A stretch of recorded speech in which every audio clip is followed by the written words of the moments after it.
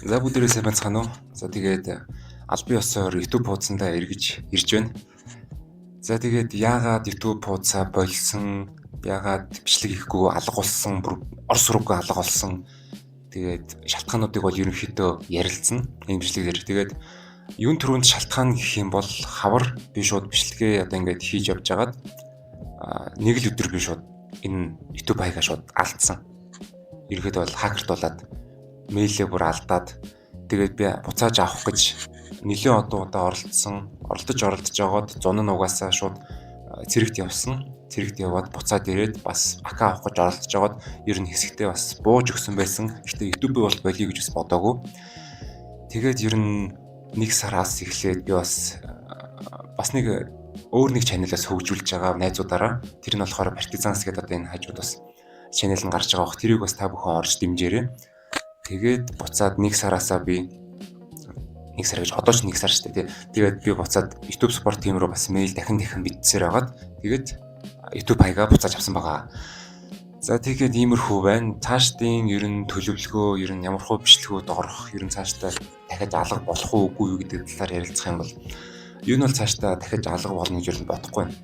Дахиад ака алдчихгүй бол бас ер нь алга болохгүй л байна.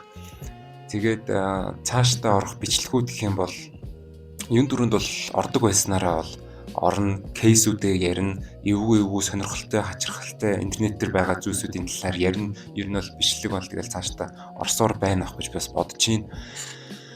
Тэгээд аимшигын өгүүлэг байгаа. Аимшигын өгүүлгийнхаа хувьд бол яг хийх өгөөс сайн мэддэхгүй байна. Гэхдээ би бол хувьдаа бол аимшиг өгүүлгээ өөрөө бас оруулахад бол нэлээд дуртай, сонирхолтой байгаа. Тийм болохоор бас өгүүлэг орох байж, ер нь бол орох бах гэж би ер нь бодож байна.